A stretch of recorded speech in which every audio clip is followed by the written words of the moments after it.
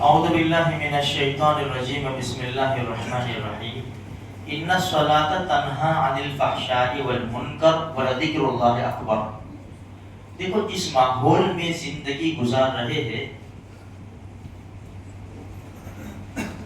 ہم سے گناہ ہو ہی جاتے ہیں، اور اب گناہ بہت آسان ہو گیا۔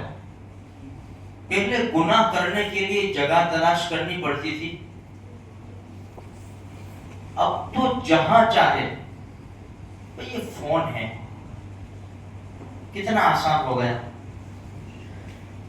جب یہ سب اندر دیکھیں گے تب ہوگا کیا؟ آنکھیں باہر زنا کرے گی، العینان تزنیان، آنکھیں بھی زنا کرتی ہیں۔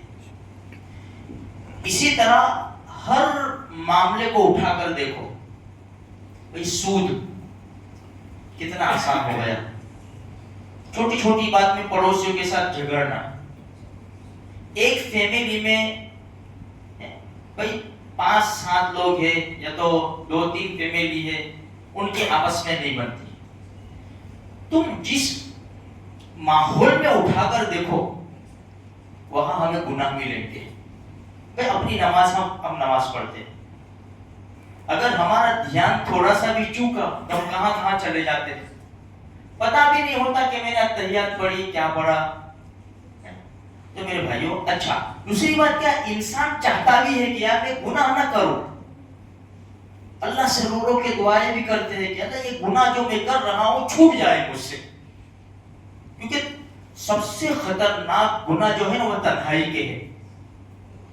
تنہائی جو ہوتی ہے نا بڑی خطرناک چیز ہے، اس لیے علماء فرماتے سو جاؤ یا کسی کام میں لگ جاؤ، اگر اکیلے رہو گے نا تو اب تو ہمارے پاس فون ہے، تو تنہائی کے گناہ بڑے خطرناک ہیں، یہ عبادت سے روکتے ہیں گناہ۔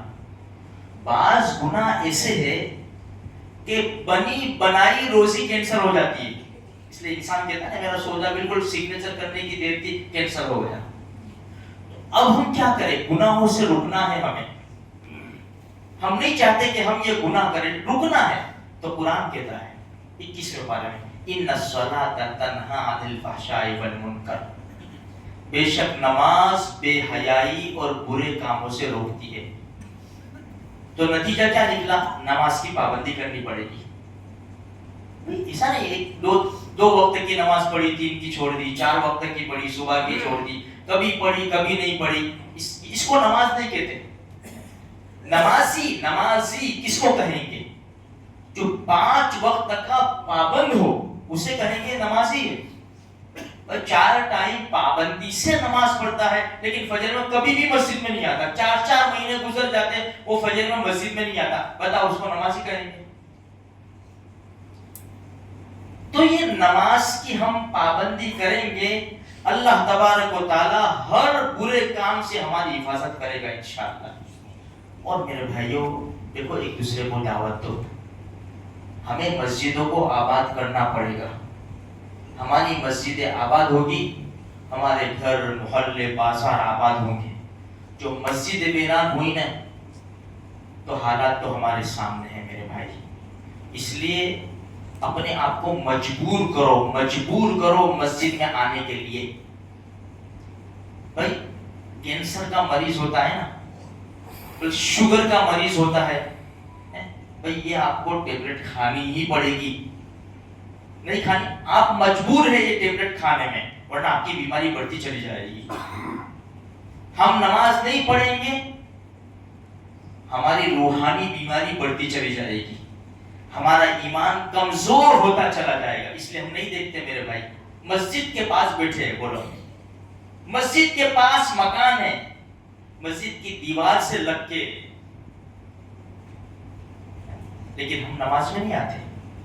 ہمارے سامنے سب آتے ہیں، چھوٹے چھوٹے بچے بھی آتے ہیں، بوڑھے آتے ہیں، لادی چھوڑ کر آتے، سب آتے ہیں، اپنی آنکھوں کے سامنے دیکھتے بھی ہیں، پھر بھی اتنا احساس نہیں ہوتا کہ چلے میں بھی مسجد میں جاؤں، اتنا احساس بھی نہیں ہوتا، اتنا ایمان ہمارا کمزور ہو گیا ہے۔ اس لیے آنا پڑے گا، چھوٹی سی زندگی ہے، کل مر جائیں گے، خدا کو کیا منہ دکھائیں۔ یہ آنکھیں ہیں نا، آنکھیں یہ ایک ایسی نعمت ہے ہماری ساری عبادتوں کو کھا جائے گی. اتنی زبردست نعمت ہے یہ. باقی دوسری ساری نعمتیں تو سائڈ پہ رہے گی. اس لیے میرے بھائیوں نمازوں کی خود بھی پابندی کرو, اپنے بچوں کو بھی نماز کا پابند بناؤ, گھر والوں کو بھی نماز کا پابند بناؤ.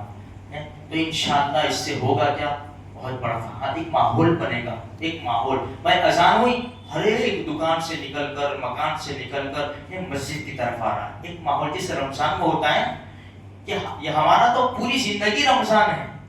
صرف رمضان میں 5 نمازیں فرض نہیں ہے بلکہ روزانہ 5 نمازیں فرض ہے میرے بھائیوں. اس لیے کریں گے تو ہوگا. دیکھو باتوں سے باتیں پھیلے گی اور کام سے کام پھیلے گا. خالی نیتیں کرتے رہیں گے, نیت کے ساتھ ہمیں عمل بھی کرنا ہے. عمل کریں گے تو ہمارا کام بنے گا, ورنہ صرف سوتے رہیں گے. انشاءاللہ مرشا کی باتوں برابر ہے.